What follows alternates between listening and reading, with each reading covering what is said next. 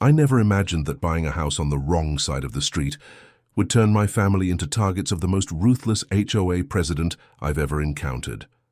But that's exactly what happened when Diana Thompson decided that property lines, legal boundaries, and even basic decency didn't apply to her crusade for neighborhood perfection. "This is perfect," I told my wife Jen as we stood in the driveway of our new home on Sycamore Drive. "All the benefits of living in a nice area without any of those ridiculous HOA restrictions. After years in a townhouse complex where we needed permission to change our welcome mat, we'd finally found our dream home. A charming colonial with a spacious yard for our kids Emma and Noah to play in, and most importantly, freedom to make it truly ours." "The dividing line runs right down the middle of the street," our realtor had explained during the showing. "Odd-numbered houses like this one are outside Sycamore Heights HOA boundaries. Even-numbered houses across the street are part of it. You get the location without the rules." It seemed like we'd hit the jackpot. Little did we know that invisible boundary line would soon become the center of a neighborhood war. Moving day started smoothly. Our neighbors on our side of the street welcomed us warmly. The Alvarez family brought homemade empanadas, and an elderly couple 2 doors down stopped by with a handwritten list of local services. I was directing movers with the living room furniture when I noticed her, a woman standing at the edge of our property, clipboard clutched to her chest, methodically writing something while studying our house. Everything about her screamed authority, from her perfectly coiffed blonde bob to her crisp white capri pants and Sycamore Heights polo shirt. "Better go introduce myself," I told Jen, recognizing the universal posture of someone who had appointed themselves the arbiter of neighborhood standards. "Hello there," I called with my friendliest smile, extending my hand. "David Miller, we just moved in." She looked at my outstretched hand for a beat too long before giving it a perfunctory shake. "Diana Thompson, Sycamore Heights HOA president. I'm conducting a preliminary inspection. Your moving truck is in violation of Community Ordinance 7.4. I glanced at the truck, which was fully in our driveway. "I'm sorry?" "Commercial vehicles are only permitted Monday through Friday between 9 a.m. and 4 p.m., with prior approval," she recited, her tone suggesting I'd committed a grave offense.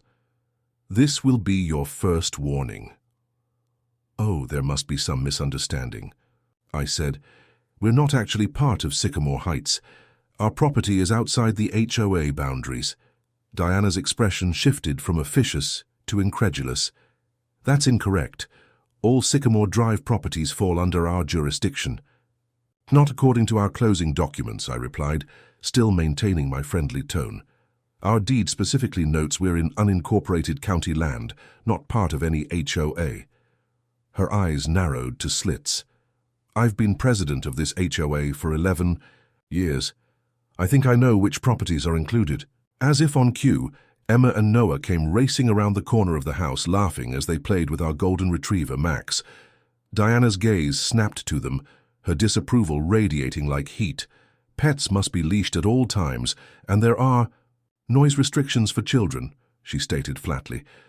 "I'll add these violations to your file." Something in her tone, the way she looked at my children like they were violations rather than kids, shifted something in me. My smile faded. "Ms. Thompson, as I said, we are not part of Sycamore Heights. The property line documentation is clear. We specifically chose this home because it's free from HOA restrictions."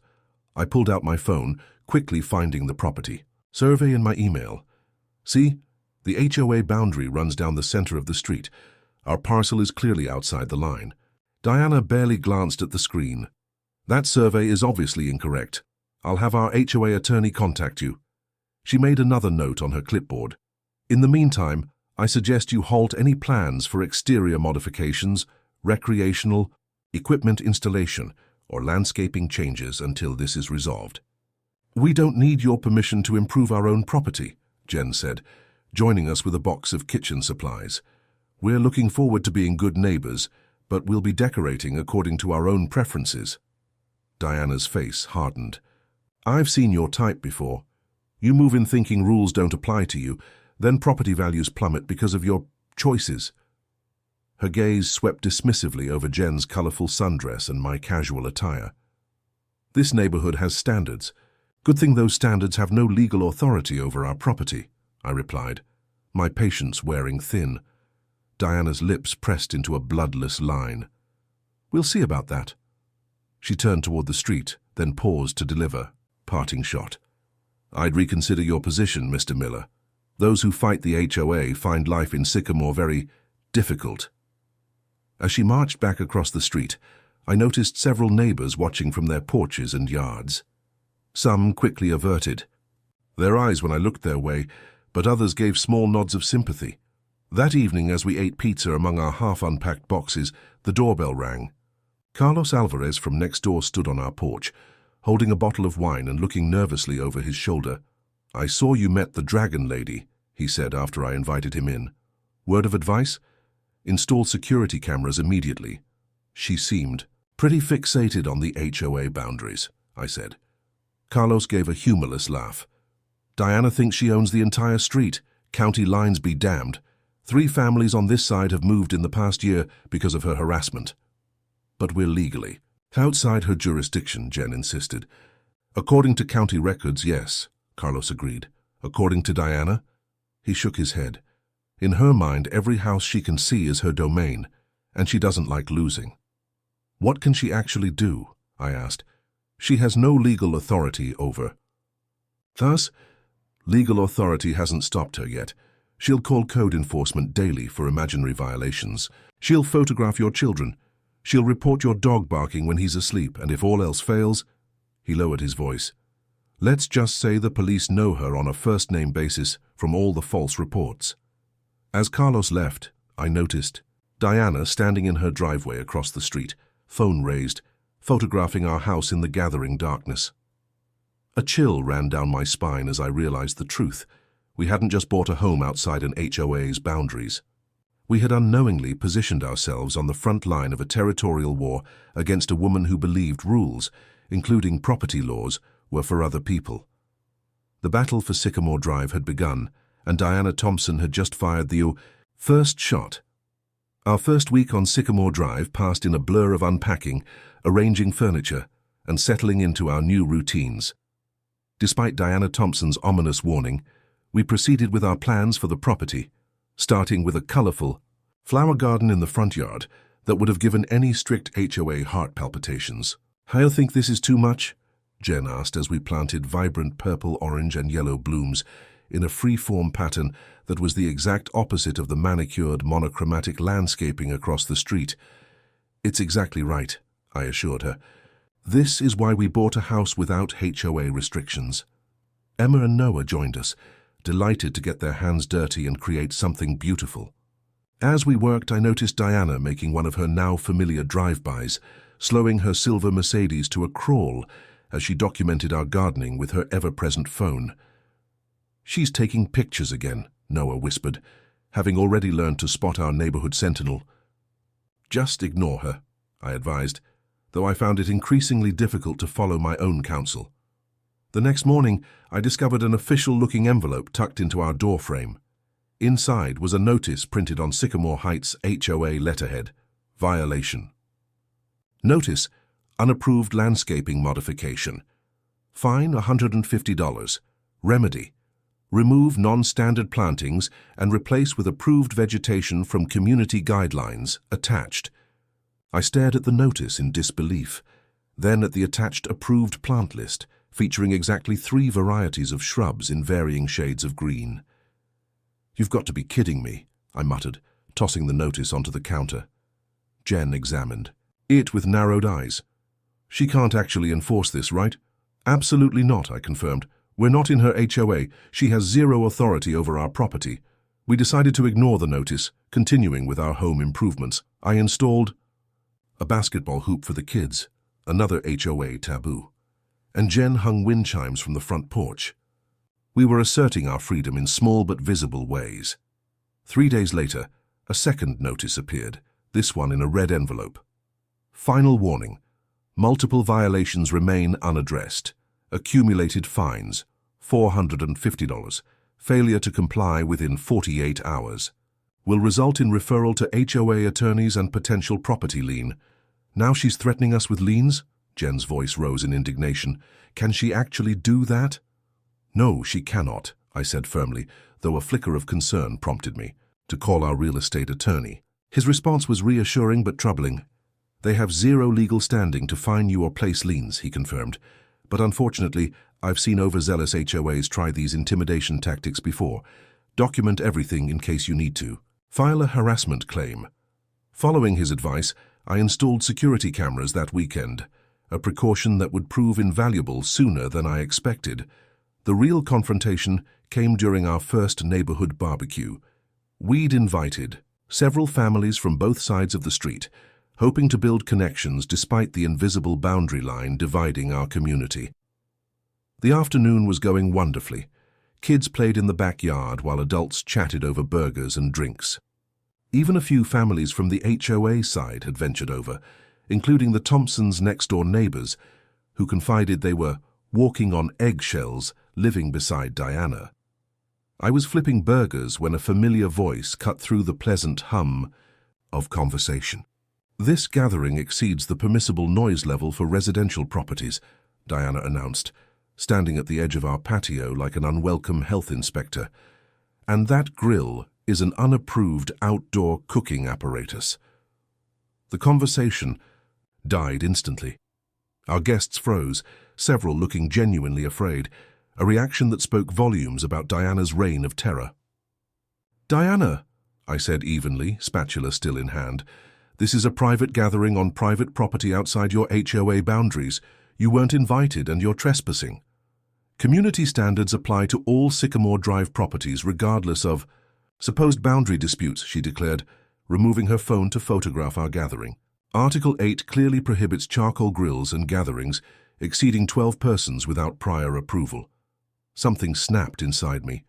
I set down my spatula and approached her, stopping at a respectful distance, but making it clear she wasn't. "Welcome. Diana, I've been patient, but this ends now. We are not part of your HOA. Your rules do not apply to us.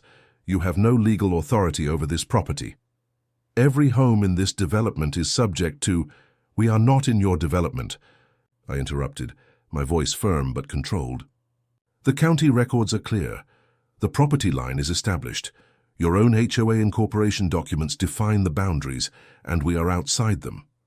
Diana's eyes narrowed dangerously. "You clearly don't understand how things work here. Sycamore Heights maintains certain standards, and one way or another you will comply." "Is that a threat?" I asked quietly. "It's a promise," she replied, her voice equally soft but laced with malice. "Your unapproved garden, recreational equipment, and now this disruptive gathering have been documented. The board will be discussing next steps." Carlos appeared at my side. His normally jovial expression hardened into something serious. "Diana, enough. You've been pulling this same stunt for years. Leave these people alone." "Stay out of this, Carlos," she snapped. "Or have you forgotten your fence variance comes up for renewal next month?" The naked threat silenced him immediately, another telling moment about how Diana maintained control. As she turned to leave, Diana paused for one final shot. "By the way, Mr. Miller, commercial vehicles are prohibited in residential driveways." She nodded toward my company car. "That's another violation." After she departed, our gathering slowly recovered its momentum, though the easy atmosphere had been permanently damaged. Several guests quietly admitted they'd received similar treatment for years, living in fear of Diana's constant surveillance. "And retaliation. Why doesn't anyone stand up to her?" Jen asked Carol Wilson, an HOA resident who'd shared stories of Diana's tyrannical rule. "Those who try find themselves buried in violations, legal threats, and suddenly their garbage doesn't get picked up," Carol explained quietly. "Most people just can't afford the fight, so they either comply or move." That evening, after our guests had departed, I checked our security footage. There was Diana at the edge of our property, methodically photographing every violation she could identify, cataloging our defiance for her campaign against us. "She's not going to stop, is she?" Jen asked as we watched the screen. "No," I replied, a cold certainty settling in my stomach. "But neither are we." What I couldn't know then was how far Diana would go to enforce her imaginary authority, or how many others were suffering silently under her reign of neighborhood terror. Diana Thompson's campaign against our family shifted from annoying to alarming with breathtaking speed. What began as violation notices and unwelcome visits evolved into a systematic harassment strategy that affected every aspect of our daily lives. The morning after our barbecue, I discovered our security cameras had captured Diana placing violation. Notices on every home on our side of the street. All 5 non-HOA properties received identical red envelopes. It wasn't just about us anymore. This was a coordinated attack on anyone outside her control. They've been dealing with this for years, Carlos explained when I showed him the footage. Most of them just throw the notices away, but some actually started following her rules out of exhaustion. That's why the Pattersons painted their shutters that boring beige, his wife Maria added. They were tired of finding violation notices every morning. Armed with this knowledge, I called a casual meeting of the non-HOA residents. We gathered in our backyard, carefully staying out of sight of Diana's surveillance. I was shocked to discover the extent of her intimidation campaign. She reported my son's birthday party as a noise violation, shared Linda Green, a single mother 3 doors down. Police actually showed up and ruined the whole celebration. My garden gnomes mysteriously disappeared after she left a notice calling them unapproved lawn ornaments, said elderly Mr. Foster. She's been doing this for years, Carlos confirmed, but it's gotten worse since they revised the HOA boundaries. Last spring, that caught my attention. Revised boundaries? Carlos nodded grimly. The original HOA only included the first 30 homes. When Diana became president, she pushed through an expansion to include the cul-de-sac. It never actually happened legally, but she acts like it did. This explained her fixation on our street. Diana wasn't just an overzealous HOA president. She was actively trying to expand her territory through intimidation rather than legal means. They, next day, brought the first direct confrontation involving our children. Emma and Noah had set up a lemonade stand on our front lawn, a classic summer activity. Within 20 minutes, Diana was marching across the street, phone in hand. Unlicensed commercial enterprise, she declared, pointing at the small card table, with its hand-lettered sign. Section 12.4 explicitly prohibits business operations in residential areas. It's a kids' lemonade stand, I said incredulously. They're raising money for the animal shelter. Rules don't have exceptions for charity, Diana replied coldly, already dialing a number on her phone. County Health Department requires permits for food service operations. Before I could respond, she was speaking to someone about unlicensed food service and potential health code violations while giving our exact address. 15 minutes later, a confused county inspector arrived, clearly unhappy about being called out for a children's lemonade stand. I'm required to respond to all complaints, he explained apologetically after determining there was no violation worth addressing. But between us, this is the 3rd call this month about kids' activities in this neighborhood. The children were devastated, particularly when Diana smirked triumphantly from across the street. But the incident sparked something unexpected: solidarity. Neighbors began stopping by throughout the day, expressing outrage and offering support. Even some HOA residents quietly visited to apologize for Diana's behavior. That evening, we discovered Diana had escalated further. A formal letter arrived by certified mail from Sycamore Heights HOA Legal Department, claiming our property had been incorrectly excluded from HOA jurisdiction due to clerical error, and demanding immediate compliance with all regulations, plus payment of outstanding fines totaling $1,275. My attorney confirmed it was legally meaningless. The letterhead was fake, not from any actual law firm, but the psychological intimidation was real. Diana was banking on most people being too intimidated or financially constrained to seek legal advice. The next morning brought the most disturbing development yet. I was helping Noah practice basketball when a police cruiser pulled into our driveway. 2 officers approached, looking uncomfortable with their assignment. We received a complaint about an unauthorized structure, the older officer explained, nodding toward our basketball hoop. Caller claimed it was constructed without permits and creates a hazard. Let me guess, I said. Diana Thompson made the report? The officers exchanged glances. We can't confirm who called, but we're required to follow up on all reports. After confirming the portable basketball hoop required no permits and violated no ordinances, they prepared to leave. The younger officer hesitated. then lowered his voice. Just so you know, we've received 17 calls about this street in the past 2 weeks. Same caller each time. We have to respond, but it's stretching our resources. 17 calls. I was stunned. About what? Noise complaints, illegal structures, suspicious vehicles, unauthorized gatherings. You name it. None have been legitimate violations. This revelation was the final piece of the puzzle. Diana wasn't just harassing us with HOA notices we could ignore. She was weaponizing public agencies to force compliance, wasting police resources and taxpayer money to pursue her personal vendetta. That night, checking our security cameras, I discovered Diana had graduated to trespassing. The footage clearly showed her in our backyard at 6:30 a.m., measuring our patio furniture and photographing our grill. She'd even opened our gate to access the area, a clear violation of law, not just neighborly norms. I compiled the footage along with every violation notice, fake legal letter, and documentation of police calls into a comprehensive file. This wasn't just an annoying neighbor anymore. This was coordinated harassment that demanded a serious response. "What are we going to do?" Jen asked as we reviewed. "The growing evidence. We're going to fight back," I replied, a plan already forming. Not just for us, but for everyone she's been terrorizing. Diana Thompson had escalated a property boundary dispute into all-out psychological warfare. But she had made a critical mistake. She assumed we would eventually break like the others. She had no idea who she was dealing with, or how spectacularly her tactics were about to backfire. Word of Diana's escalating harassment spread through the neighborhood like wildfire.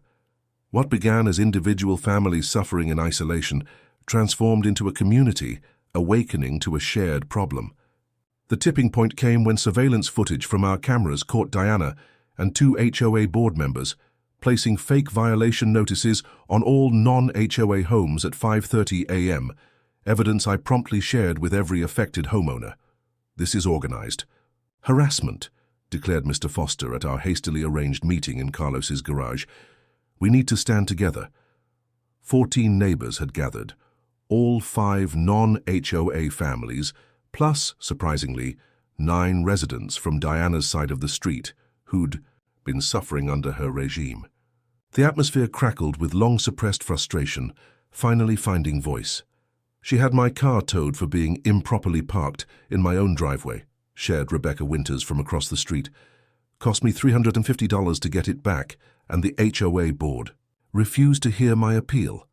Our son couldn't have friends over for 6 months after she claimed his friend's cars violated guest parking rules," added Tom Marshall, another HOA resident. Each story revealed the same pattern: arbitrary enforcement, retaliation against anyone who questioned Diana's authority, and the gradual normalization of tyranny, masquerading as maintaining community standards. "Why do you stay?" Linda Green asked the HOA residents. "Why not just move?" "We've invested everything in our homes," Rebecca explained, "and property values in Sycamore Heights are excellent, if you can survive Diana's reign of terror. Besides," Tom added, "moving doesn't solve the problem, it just passes it to the next family." The meeting shifted from venting frustrations to strategic planning. As neighbors shared documentation of their experiences, a disturbing pattern emerged. Diana's enforcement wasn't just selective, it appeared deliberately calculated to target certain demographics. "Notice how the Gonzalez family gets cited for excessive occupancy when their grandparents visit," Carlos pointed out. "Or how the Johnsons' Black Lives Matter sign was deemed unauthorized signage while everyone else's garden flags were ignored." "She's using HOA rules to enforce her personal biases," I realized aloud. "And she's expanding those efforts to properties she has no authority over."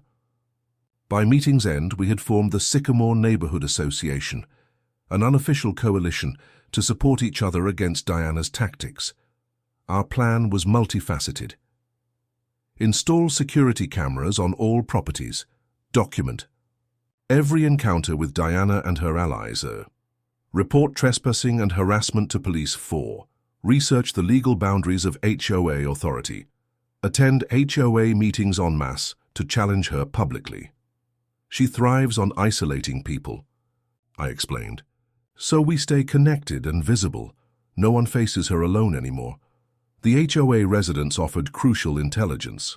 The next board meeting was scheduled for Thursday evening, and a vote was planned to formally incorporate adjacent properties through boundary adjustment.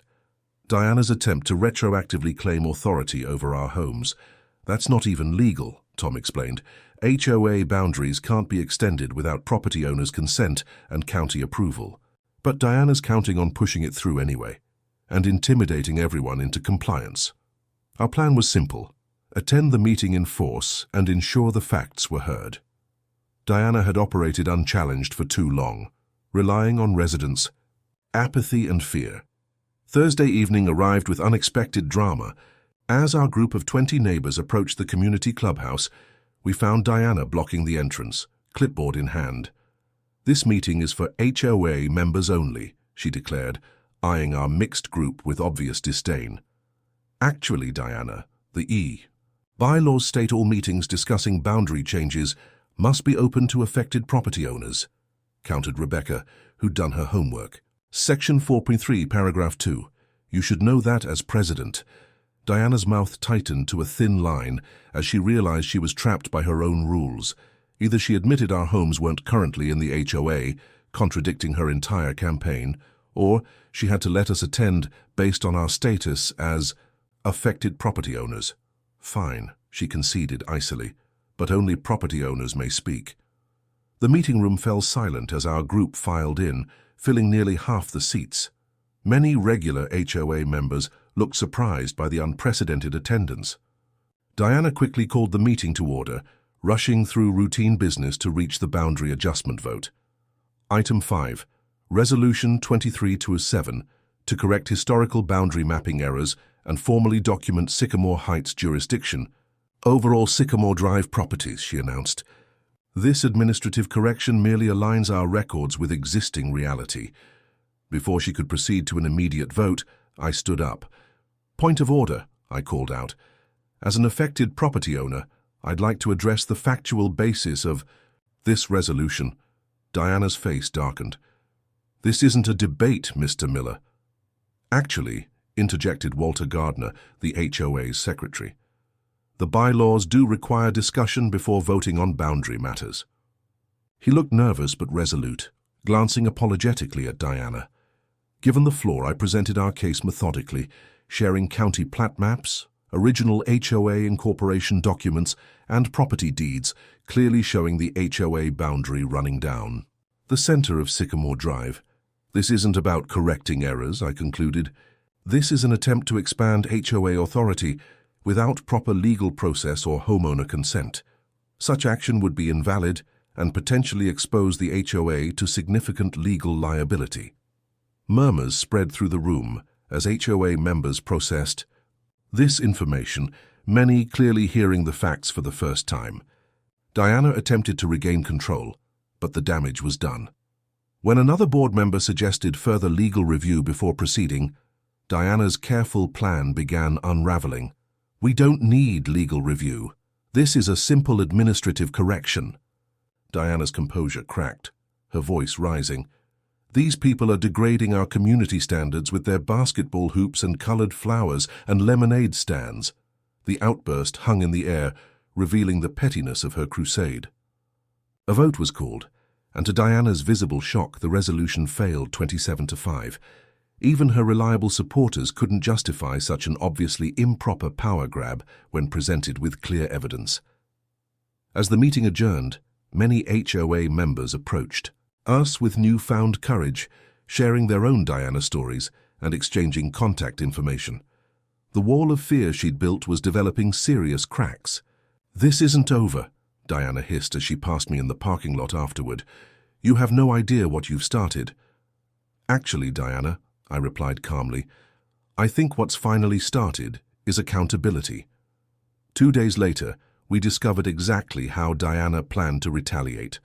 Every non-HOA home received an identical certified letter, not on HOA letterhead this time, but from the law offices of Thompson and Associates, threatening legal action for tortious interference with HOA governance and defamation of board. "Officers." The letterhead showed the same address as Diana's house. "She's sending fake attorney letters now," Jen said incredulously. Isn't that illegal? Extremely, I confirmed, already dialing the State Bar Association, and it's about to backfire spectacularly. Diana's escalation had inadvertently united a previously fractured neighborhood. As we gathered again to strategize our response, one thing became clear. The community had found its voice, and Diana Thompson's days of unchallenged authority were numbered. The real battle was just beginning. The fake legal letters marked a turning point in Diana's campaign against us. Having failed to intimidate us through HOA channels, she escalated to a strategy that would ultimately prove her undoing, weaponizing law enforcement against her neighbors. It began at 7:30 a.m. on a Tuesday, 3 days after the failed boundary vote. I was helping the kids into the car for school when a police cruiser pulled up behind us. Officer Ramirez, who'd previously responded to the basketball hoop complaint, approached with a resigned expression. "Mr. Miller, we received a report about suspicious activity and potential trespassing," he explained, already sounding apologetic. "Caller claimed someone matching your description was photographing houses in the neighborhood at dawn." I gestured toward our security cameras. "As you can see, I'm just getting my kids to school. Feel free to check the footage if you need to verify my whereabouts." Officer Ramirez shook his head. "That won't be necessary. We're required to respond to all calls, but..." He glanced toward Diana's house, where she stood watching from her front window. "Let's just say this isn't our first visit to Sycamore Drive this week." After he left, I checked our neighborhood group chat. 3 other non-HOA residents had received similar police visits that morning, all based on fabricated reports. By week's end, Diana's strategy became clear. She was flooding local police with calls about our properties, knowing officers were obligated to investigate each report. Noise complaints, parking violations, suspicious activities, each utterly groundless but requiring police response nonetheless. "This is getting ridiculous," Carlos fumed after receiving his 3rd police visit in 5 days. "They came because someone reported unauthorized construction. I was assembling a bicycle for my daughter." The police recognized the pattern quickly. After responding to 15 calls in 1 week, all from Diana, all without merit, Sergeant Morales requested a meeting with me as the apparent focus of most complaints. "Mr. Miller, we're aware of the situation with Ms. Thompson," he explained in my living room, declining the offered coffee. "Unfortunately, we're obligated to respond to all calls, even when the source has a history of, let's say, over-reporting." "I understand you're doing your job," I assured him. "But surely there must be consequences for repeatedly filing false reports." "There can be," he acknowledged, "but we need to establish a clear pattern of intentional misuse of emergency services." That evening, our neighborhood coalition gathered to share our experiences. Collectively, Diana had called police on non-HOA residents 27 times in 9 days. The pattern was undeniable and potentially actionable. "My brother's a dispatch supervisor in Riverside County," Linda offered. "He says this would qualify as misuse of emergency services there. They've prosecuted people for less." Armed with this information, I compiled a comprehensive log of every police call, including dates, responding officers, and outcomes. The document revealed not just the frequency, but the strategic timing of Diana's reports. Often during school drop-offs, work departures, or family dinners, when disruption would be most effective. Then came the incident that crossed the final. Line Saturday afternoon, Emma and Noah were playing an impromptu soccer game with neighborhood children in our front yard. Diana had been photographing the gathering from across the street, clearly agitated by the joyful noise. When the ball accidentally rolled onto the HOA side of the street, Noah ran to retrieve it. Diana intercepted him, blocking his path. "This is private property," she declared loudly. "You're trespassing." "I'm just getting our ball," Noah explained, confusion evident in his 10-year-old face. "Return to your property immediately, or I'm calling the police," Diana threatened, already. Reaching for her phone, Noah retreated, upset and embarrassed. I was comforting him when 2 police cars arrived with lights flashing. Officers approached with hands near their weapons, a response protocol for potentially dangerous situations. We received a report of an adult male threatening and harassing a minor. Officer Chen explained, his manner alert and cautious. I stared in disbelief. What? When? Caller stated a man matching your description threatened a child who was protecting her property, he continued, studying my reaction. Claimed you were intoxicated and behaving erratically. The accusation was so outrageous I almost laughed.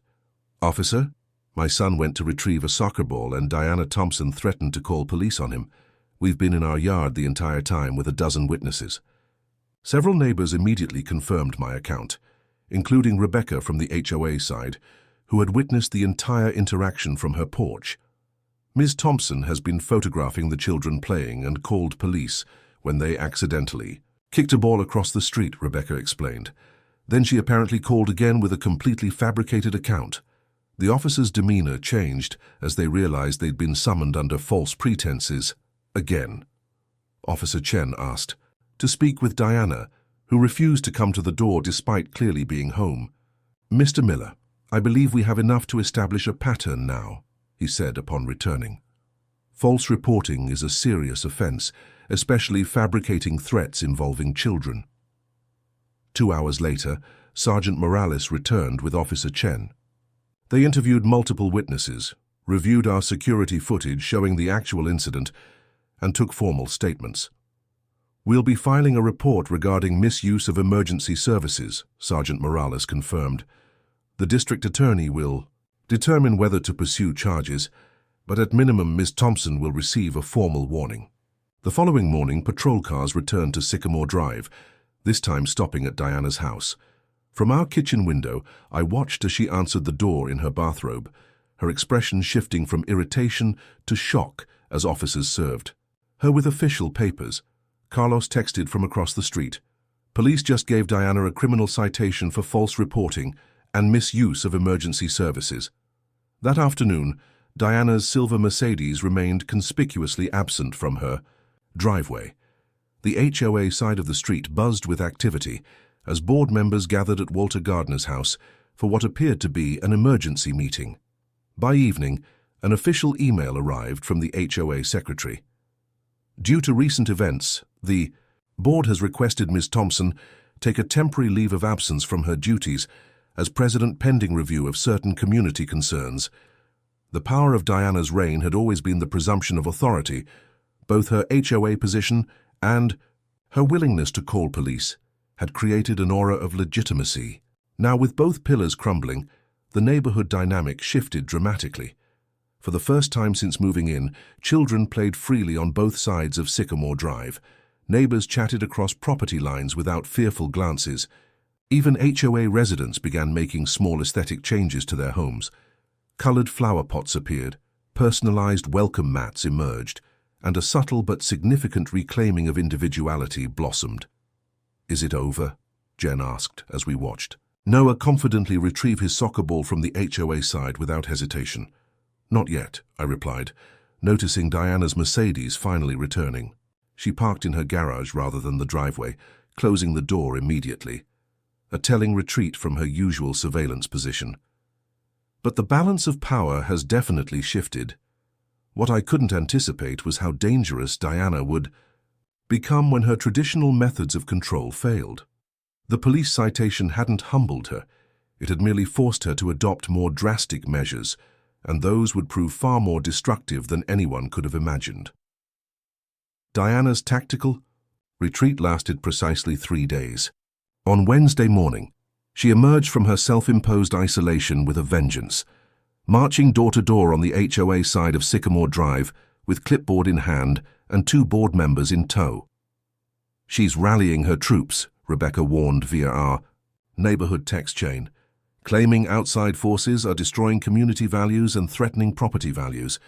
By afternoon, Diana had orchestrated an emergency community safety meeting at the clubhouse, restricted to HOA members only, with ID checks at the door to prevent infiltration from our side of the street. We need to know what she's planning, I told Jen that evening. This feels like the calm before a storm.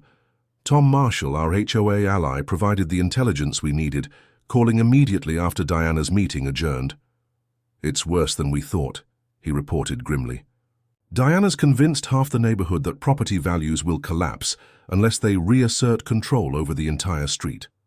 She's created a community preservation committee that's basically her own private enforcement squad. Can she do that? Jen asked.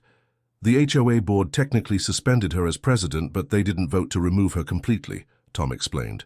She's exploiting the loophole to operate through this new committee instead. This development demanded a strategic response.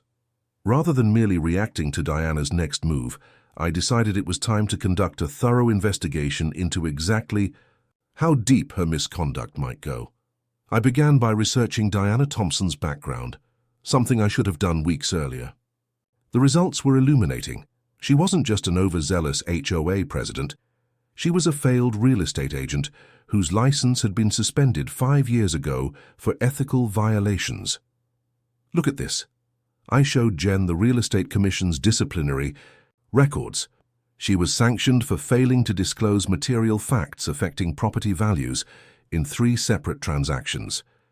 Deeper digging revealed more connections. Diana's husband owned a landscape maintenance company that held an exclusive contract with Sycamore Heights HOA, at rates nearly double the market average.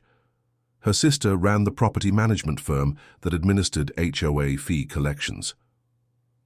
Every violation fine ultimately flowed through family businesses. This isn't just about control, I realized. It's a family financial operation disguised as community governance. Armed with this information, I expanded my investigation to the HOA itself. Through public records requests and help from our HOA allies, I obtained financial statements, board meeting minutes, and vendor contracts going back 5 years. The pattern was unmistakable.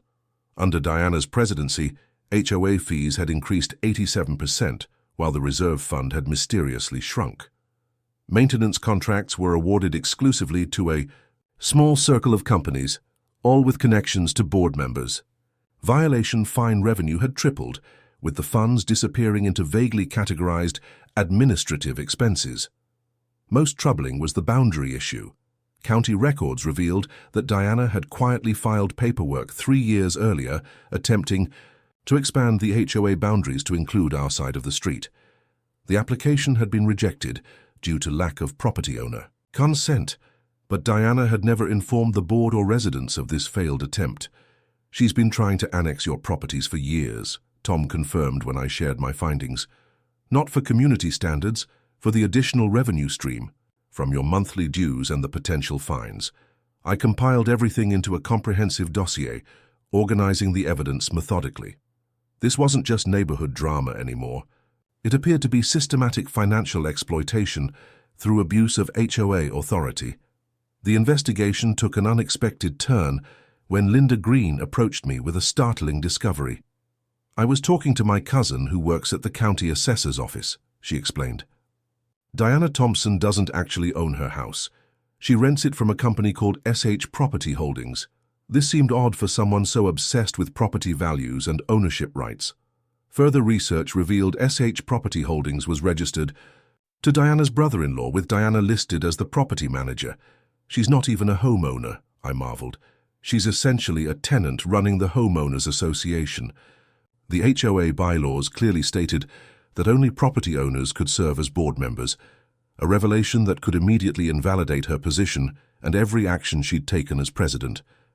As I dug deeper, more irregularities emerged.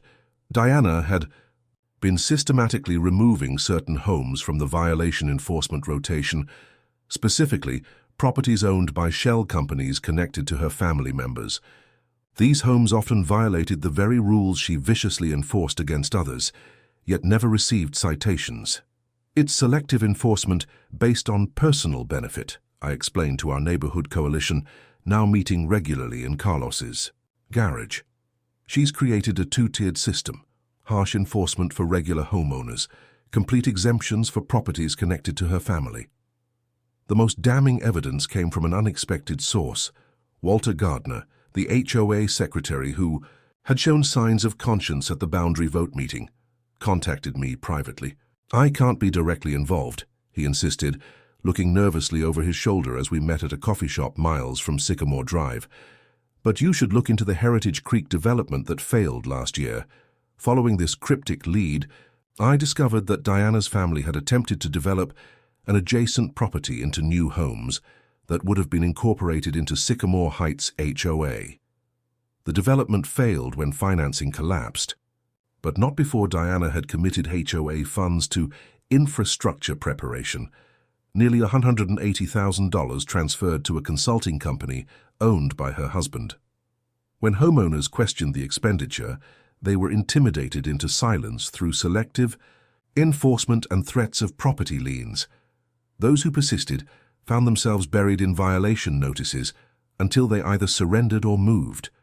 She's been using HOA authority as both a personal piggy bank and a weapon, I concluded, assembling the final pieces of my investigation. The harassment of non-HOA properties is just an extension of the same tactic.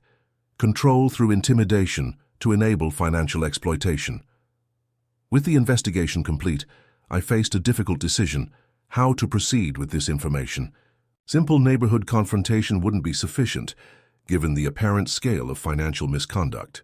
This warranted professional intervention. I consulted with a specialized attorney who confirmed my suspicions. This goes beyond HOA overreach into potential fraud, misappropriation of funds, and breach of fiduciary duty, she advised. These are matters for regulatory authorities and possibly law enforcement. The investigation had transformed what began as a boundary dispute into something far more significant. Diana Thompson hadn't just been terrorizing her neighbors. She appeared to have been systematically exploiting homeowners for years through an elaborate scheme of intimidation and financial manipulation. As I prepared formal complaints to the appropriate authorities, Diana made her next move, one that would prove to be her most dangerous and ultimately self-destructive action yet. She didn't know I had spent weeks building an ironclad case against her. She didn't realize her intimidation tactics had unified a previously fragmented community into a powerful coalition. Most critically, she had no idea that her real vulnerability wasn't her abuse of authority. It was the financial misconduct that my investigation had methodically documented. Diana Thompson was about to discover that attempting to control properties outside her jurisdiction was the least of her concerns. The real threat to her carefully constructed power structure had been quietly building in a garage across the street, one document at a time, and it was about to break wide open. The Thursday morning when everything changed began like any other. I was reviewing my investigation, files before work, when urgent knocking at our front door broke my concentration. It was Rebecca from across the street, breathless and clearly distraught. "It's Mr. Foster," she gasped. "He collapsed in his yard. The ambulance is trying to get through, but Diana's blocking them at the entrance." I raced outside to see flashing lights at the neighborhood entrance, where Diana's silver Mercedes was parked diagonally across the access road. Even from a distance, her confrontational stance was unmistakable as she faced off with paramedics. Without hesitation, I sprinted toward the scene, phone already recording video. As I approached, Diana's shrill voice carried clearly through the morning air. "All emergency vehicles must check in with HOA security. Those are the procedures," she insisted, clipboard clutched to her chest like a shield. The lead paramedic's response was measured but urgent. "Ma'am, we have a reported cardiac event. Every minute is critical. You need to move your vehicle immediately. Not until you complete the proper authorization form," Diana countered, producing a document from her clipboard. "Sycamore Heights has strict security protocols." I arrived breathless at the standoff. "Diana, they're trying to save Mr. Foster's life. Move your car." She turned, eyes narrowing when she recognized me. "This doesn't concern you, Miller. This is HOA business." "This is emergency medical access," I shot back. "You're breaking multiple laws right now." The paramedic seized the moment to appeal to reason. "Ma'am, delaying emergency medical services is a criminal offense. Please move your vehicle, or the police will forcibly remove it and arrest you." "The police work for the community," Diana declared with stunning arrogance. "They understand the importance of proper procedures." That's when I noticed something critical. Several neighbors were filming the confrontation from different angles. Diana's actions weren't happening in isolation anymore. They were being documented by a community that had finally had enough.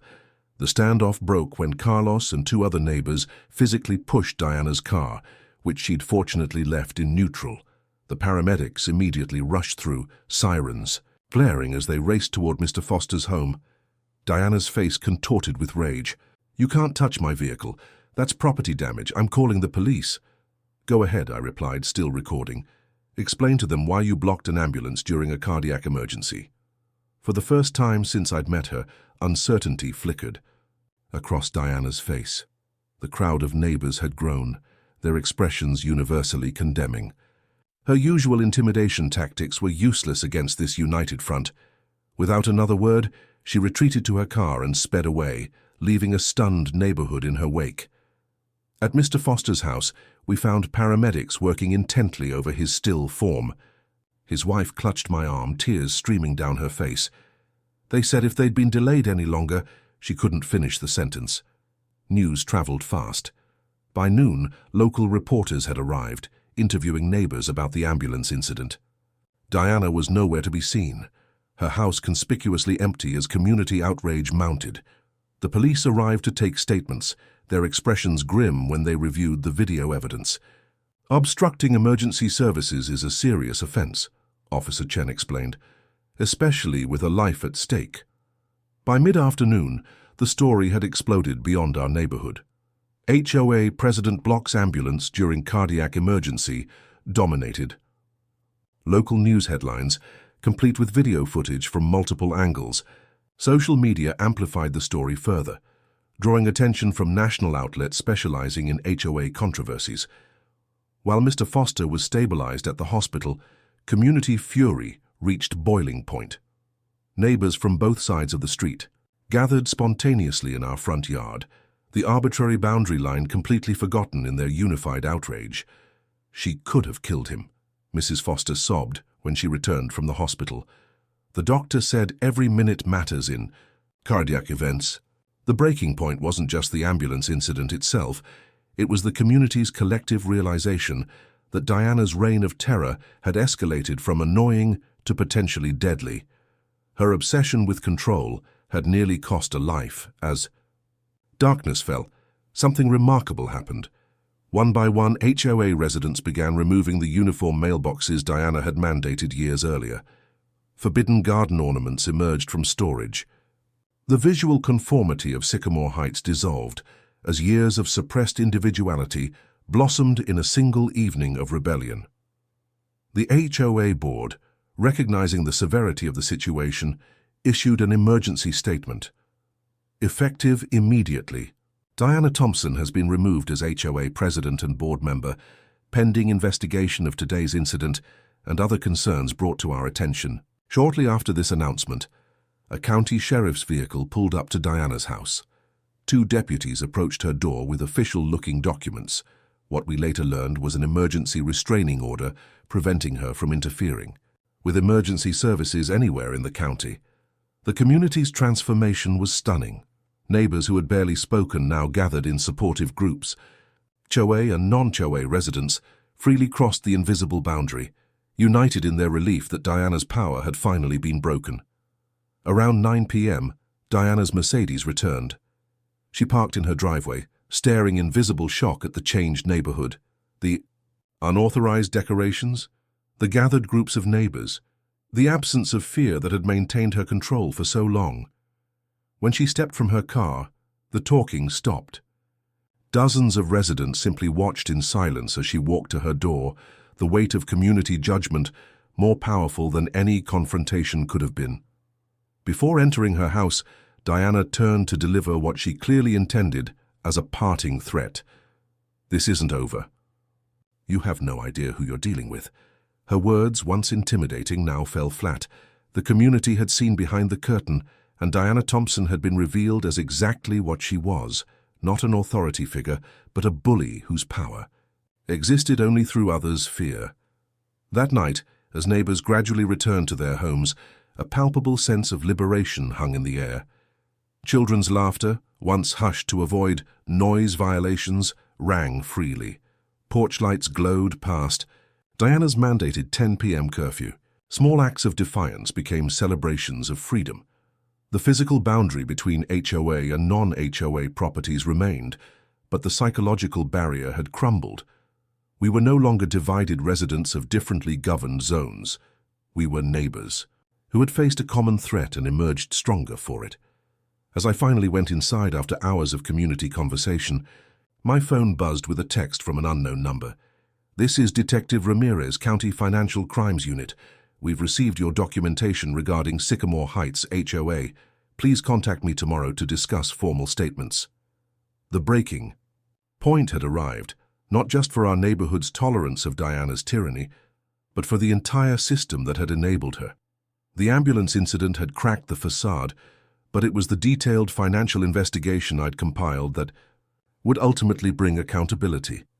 Diana Thompson had finally gone too far, crossing the line from harassment to endangerment. In doing so, she had united a community against her and opened the door to scrutiny she could not withstand. The reckoning was coming, and there would be no HOA rule to shield her from the consequences of her actions. The morning after the ambulance incident, our neighborhood awoke to a community transformed. The invisible boundary that had divided Sycamore Drive was gone, replaced by a unified sense of purpose. The time for defensive responses to Diana's tyranny had passed. Now we were taking the offensive. My meeting with Detective Ramirez of the Financial Crimes Unit set the tone for our counterstrike. In his sparse office downtown, I presented the complete dossier of my investigation: financial records showing misappropriated HOA funds, documentation of selective enforcement, evidence of the Thompson family's business connections to HOA contracts, and Diana's misrepresentation of her residency status. "This is unusually thorough," Detective Ramirez remarked, flipping through the organized binder. "Most complainants bring emotions. You brought evidence." "I wanted to ensure this couldn't be dismissed as a neighborhood dispute," I explained. "Mr. Miller, based on my initial review, this goes well beyond that." His expression turned serious. "What you've documented here suggests potential wire fraud, misappropriation of funds, and multiple violations of state HOA regulations." While law enforcement began their formal investigation, our neighborhood coalition launched a multi-pronged counterstrike against Diana's remaining power structures. First came the legal front. With help from our HOA allies, we filed for an emergency injunction preventing Diana from representing the HOA in any capacity. The filing included affidavits from 17 residents documenting her pattern of harassment, trespassing, and abuse of authority. The court granted the injunction, our attorney confirmed by phone that afternoon. Diana Thompson is legally prohibited from acting as an HOA representative, accessing HOA funds, or enforcing HOA regulations pending full hearing. Second was the financial protection strategy. Tom Marshall, now serving as interim HOA treasurer, initiated a freeze on HOA accounts until a formal audit could be completed. This critical move prevented Diana or her allies from accessing funds or destroying records as the investigation progressed.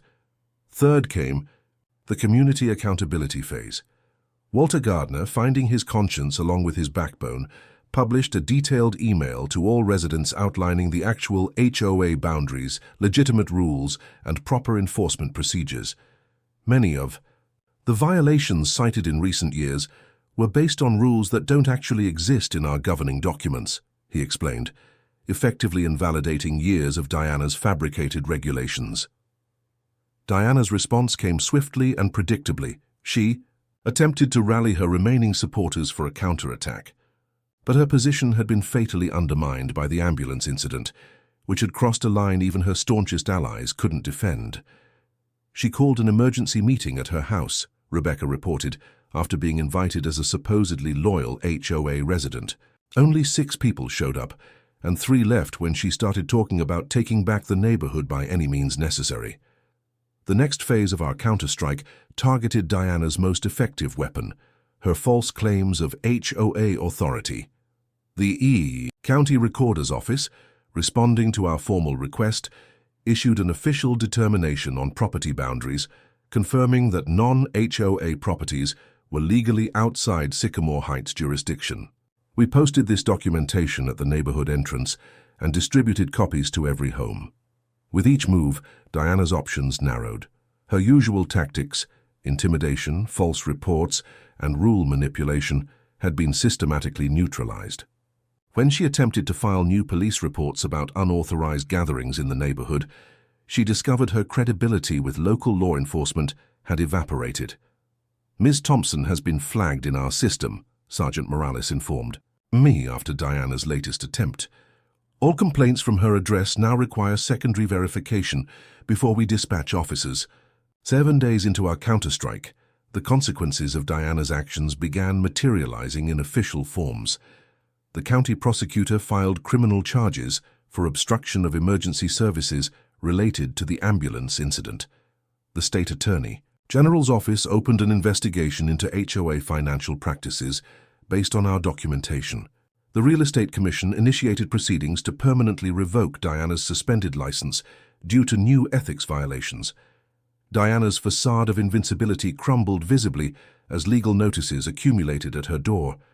Her Mercedes remained parked in the garage. Her surveillance rounds ceased. The once fearsome neighborhood tyrant became a shadow, occasionally glimpsed through closed blinds. Then came our most strategic countermove, one that would prevent future abuses regardless of who led the HOA. Working with homeowners from both sides of the street, we drafted a comprehensive HOA reform proposal: transparent financial reporting, clear boundary acknowledgement, fair enforcement procedures, and term limits for board positions. The current board, desperate to restore community trust, unanimously adopted these reforms without modification. Diana's system of secretive control had been replaced with transparent governance, literally overnight. 2 weeks after the ambulance incident, we organized a neighborhood gathering that deliberately straddled the former boundary line, half on HOA property, half on non-HOA land.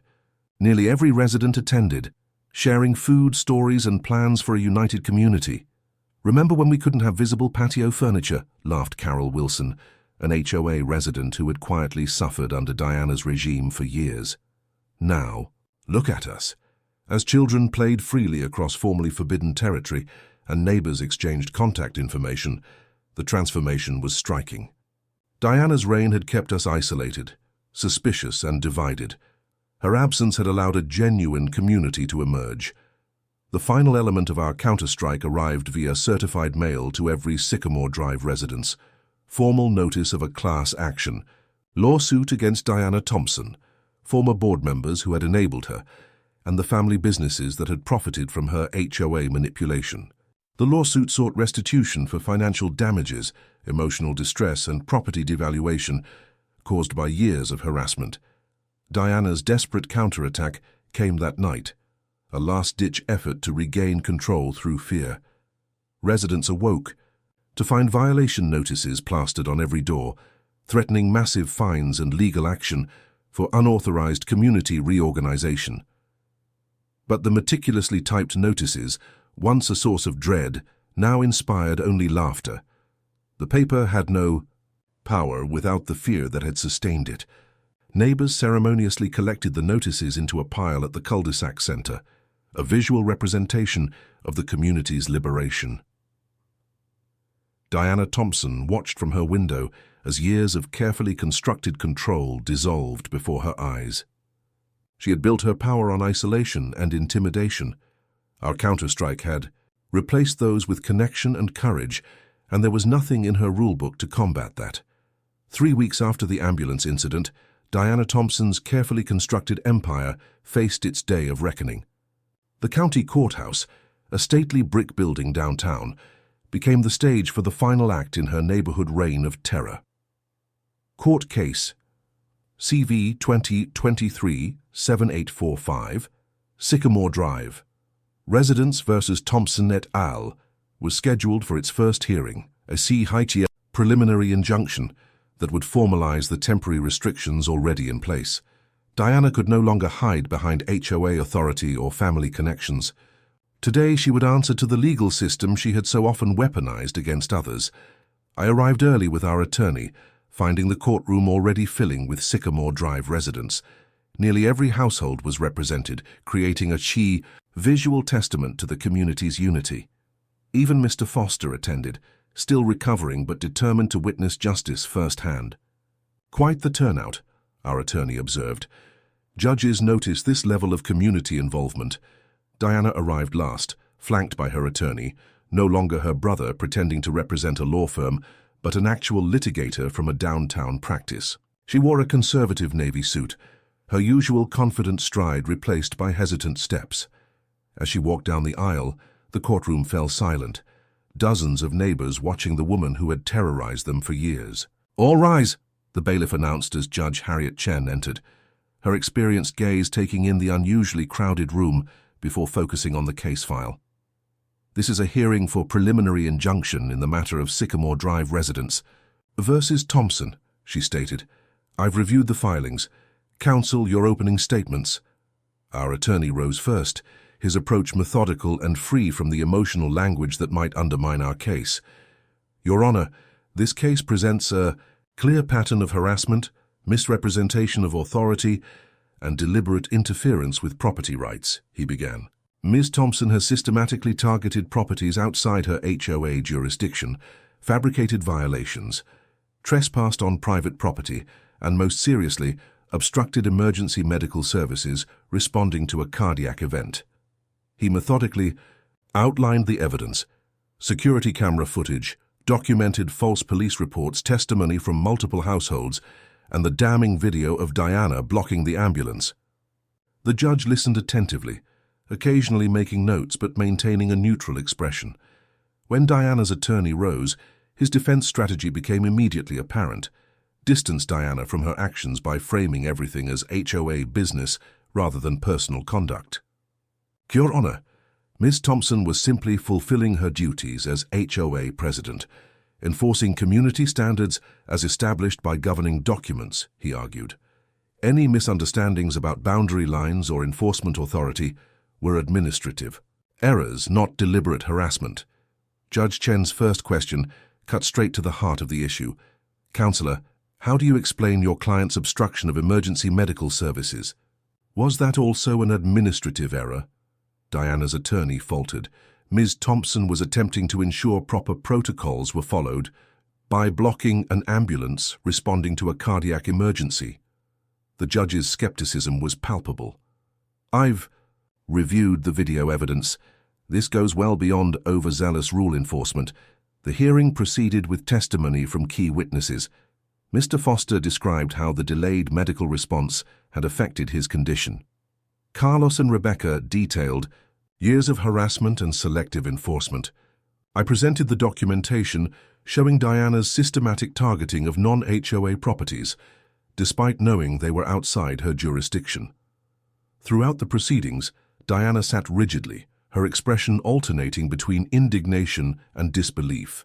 As neighbors, she had intimidated for years, now testified confidently against her. The turning point came when Judge Chen directly questioned Diana about her residency status. "Ms. Thompson, do you own your home in Sycamore Heights?" Diana shifted uncomfortably.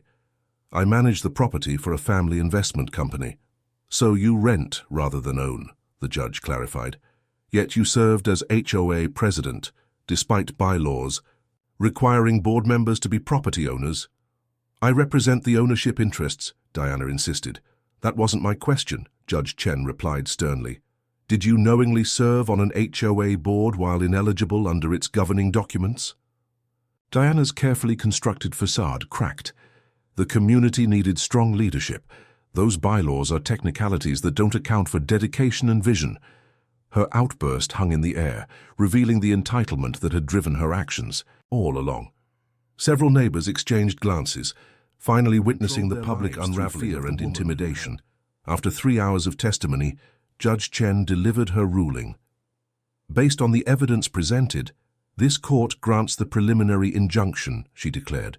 "Ms. Thompson is prohibited from representing herself as an HOA official, attempting to enforce HOA rules on any property, coming within 100 feet of plaintiff properties, communicating with plaintiffs except through counsel, and interfering with any emergency services," she continued, her tone growing sterner. Furthermore, this court refers evidence of financial improprieties to the district attorney for potential criminal investigation. The documented misuse of HOA funds raises serious concerns beyond the scope of this civil proceeding. Diana's face drained of color as the judge added a final devastating point. Given Ms. Thompson's admission that she does not own property within the HOA, all actions taken by her as president are subject to review for validity. The court recommends the HOA governing board conduct a complete audit of all decisions, violations and financial transactions during her tenure. As the gavel fell, the reckoning Diana had evaded for years finally arrived in full force. The system she had manipulated to harass others had turned its attention to her and found her wanting. Outside the courthouse, neighbors gathered in small groups, processing the outcome. There was no raucous celebration, just quiet satisfaction that justice had prevailed. "What happens now?" Linda asked as we stood on the courthouse steps. "Now the real work begins," I explained. "Rebuilding a healthy community will take time." Diana emerged last, avoiding eye contact as she hurried to her car.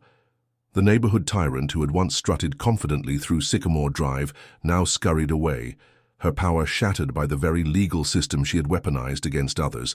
That evening, Sycamore Drive felt different, lighter somehow, as if a physical weight had been lifted.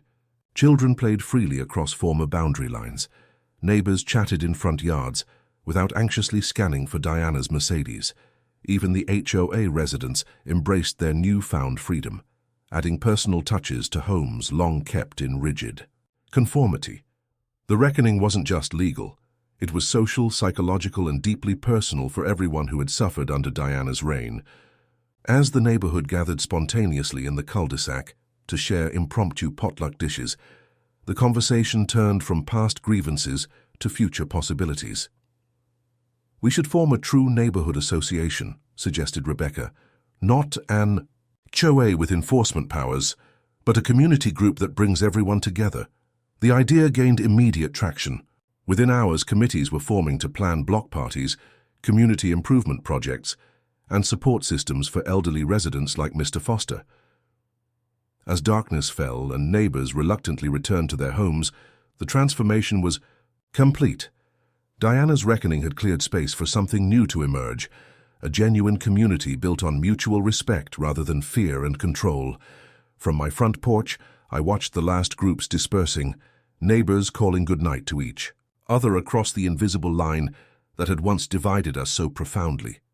In Diana's absence, Sycamore Drive had discovered its true identity. Not two opposing camps, but one neighborhood that had finally found its voice. The reckoning had come not just for Diana Thompson, but for a broken system that had enabled her. From its ashes, something healthier and more authentic was already beginning to grow.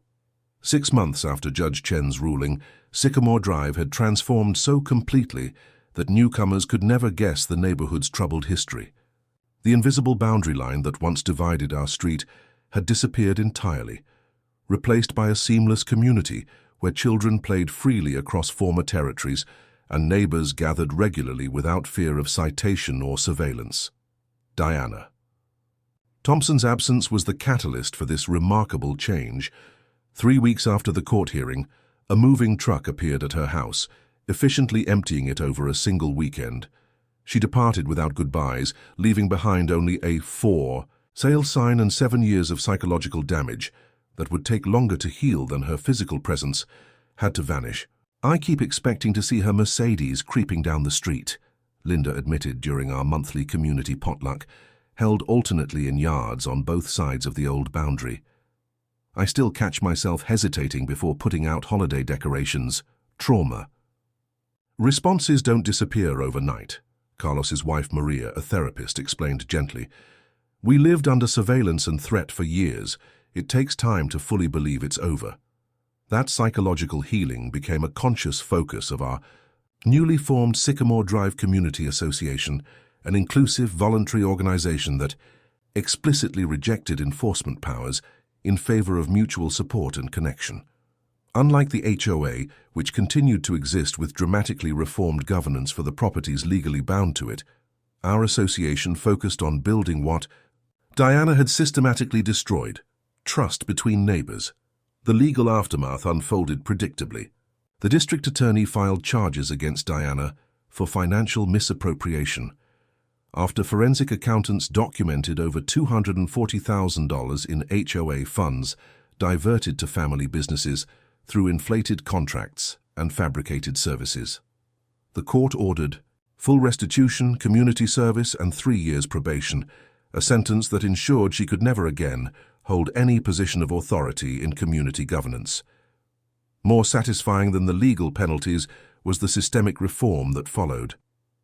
Our case became something of a cause célèbre in property rights circles, leading to state legislative hearings on HOA oversight. I was invited to testify about the experience, bringing with me documented evidence of how easily HOA authority could be abused without proper checks and balances. The fundamental problem, I explained to legislators, isn't HOAs themselves, but the lack of accessible oversight. When residents fear retaliation for challenging mismanagement, abuse becomes inevitable.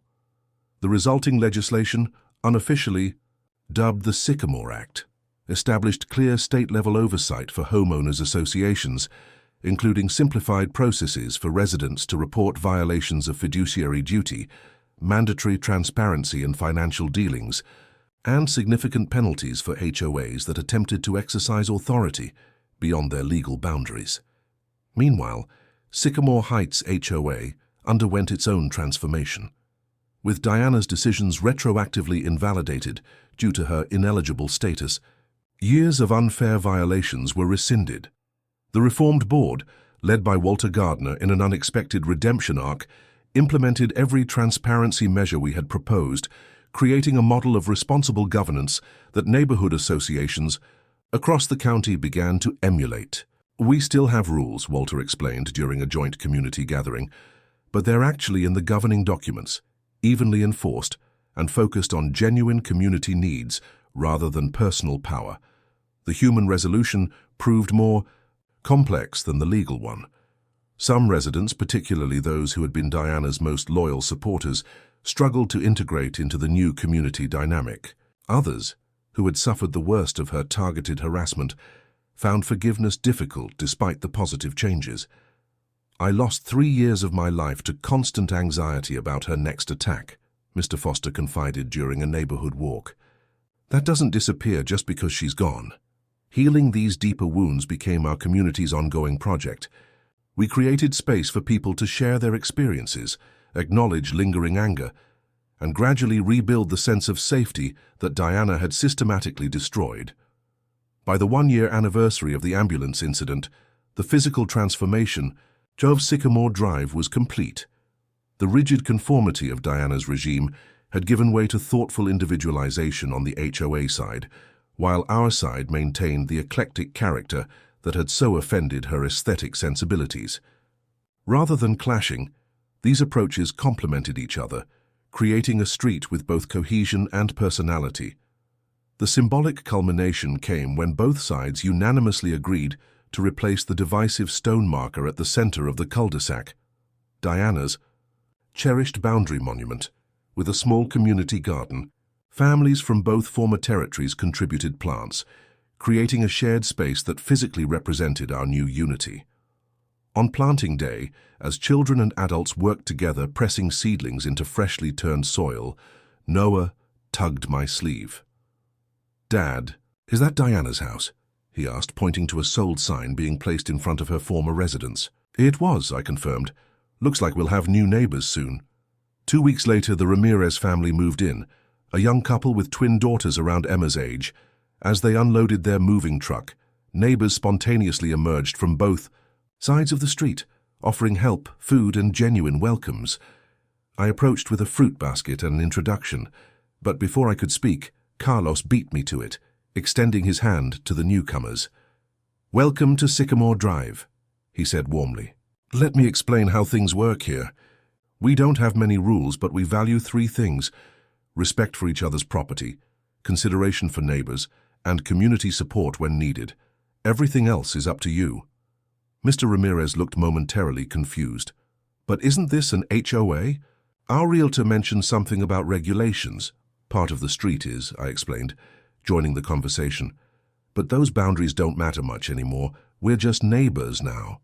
As the Ramirez family integrated seamlessly into our community over the following weeks, I reflected on the extraordinary journey from division to unity. Diana had spent years building walls between neighbors through fear and intimidation. Her ultimate legacy, ironically, was bringing us together in opposition to her tyranny, creating something stronger and more genuine than her rules could ever have enforced. One evening, watching neighborhood children, including the Ramirez twins, playing basketball in our driveway, Jen slipped her arm around my waist. "Remember when this hoop was a major HOA violation?" she asked with a smile. "Now it's just a gathering place," I replied, watching Noah teach his new friends his favorite trick shot. The resolution wasn't perfect. Some wounds would take years to fully heal, but Sycamore Drive had found its way back to what neighborhoods should be. Places of belonging rather than battlegrounds for control. In the end, Diana's desperate attempt to extend her authority beyond its proper boundaries had accomplished precisely the opposite of her intention. She had wanted a kingdom. Instead, she had created a community,